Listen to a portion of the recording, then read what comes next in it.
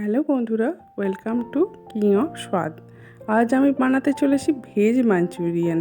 তার জন্যে বেশি কিছু নয়, বাড়িতে যেই সবজিগুলো আছে সামান্য দুটো সবজিতেই তৈরি হয়ে যাবে। দেখুন, আমি নিয়ে নিয়েছি এখানে বাঁধাকপি আর গাজর। এগুলোকে ভালো করে আমি ঘিষে নেব।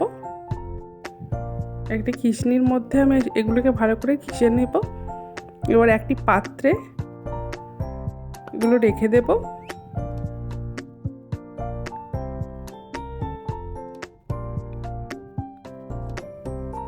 দেখুন, এতে দিয়ে দিলাম রসুন কুচি, আদা কুচি, পেঁয়াজ কুচি দিয়ে দিচ্ছি,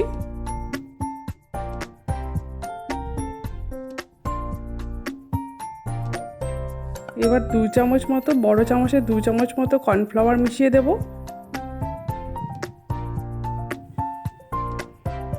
আর বড় চামচের 1 চামচ মতো বেসন দিয়ে দেব। দিয়ে দেব নুন স্বাদ মতো, দিয়ে দিলাম লঙ্কার গুঁড়ো, হলুদ দিয়ে দিলাম। সবগুলো ভালো করে মিক্স করে নেব।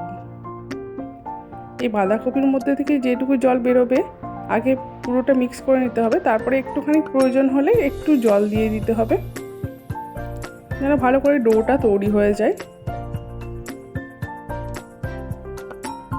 দেখুন, তৈরি হয়ে গেছে।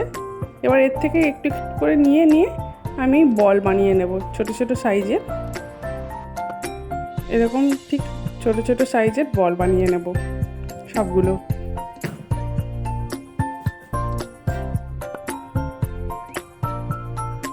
দেখুন, একটু ভালো করে টাইট করে বানিয়ে নিতে হবে যাতে তেলে দেওয়া মাত্র এগুলো যেন না ভেঙে যায়।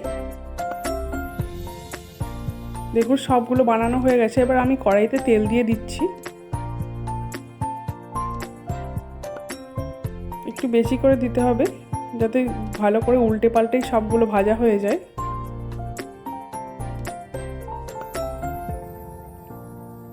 তেল গরম হয়ে গেছে। এবার আমি এক এক করে বলগুলো ছেড়ে দেব।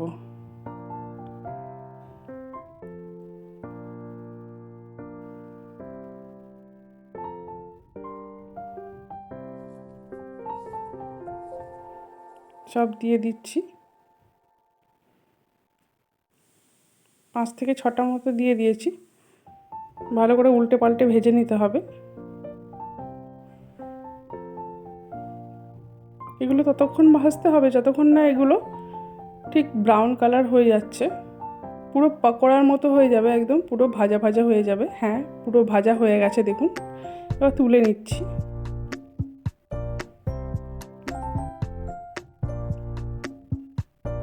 এবার একটি পাত্রে আমি কিছুটা সয়া সস নিয়ে নিলাম।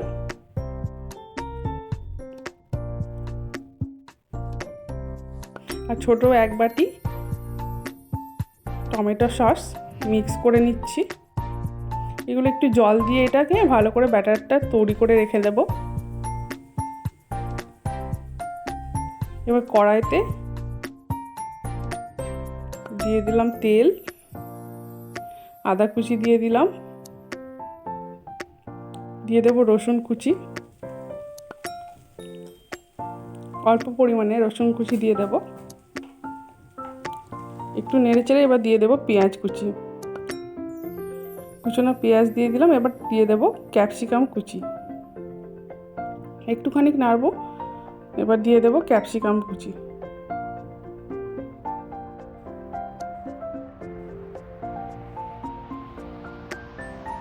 এগুলোকে একটুখানি ভাজা ভাজা করে নিতে হবে।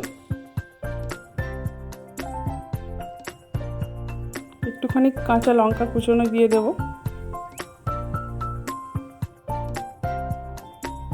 দেখুন, ভাজা হয়ে এসছে। আবার আমি ব্যাটারটা দিয়ে দিলাম। একটু জল মিশিয়ে নেব এতে।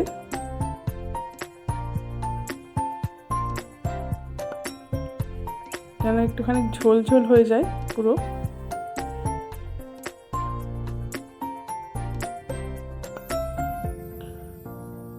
আমি সামান্য একটুখানি লবণ এতে দিয়ে দিয়েছি, অল্প পরিমাণে। আগে থেকে যেহেতু বলগুলোর মধ্যে লবণ দেওয়া রয়েছে,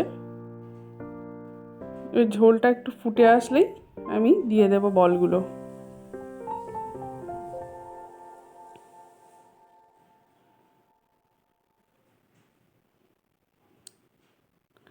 ফুটে গেলেই নামিয়ে নেব।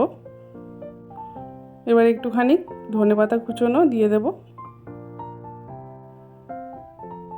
তাহলেই আমাদের তৈরি হয়ে গেল ভেজ মাঞ্চুরিয়ান। ভালো থাকবেন বন্ধুরা।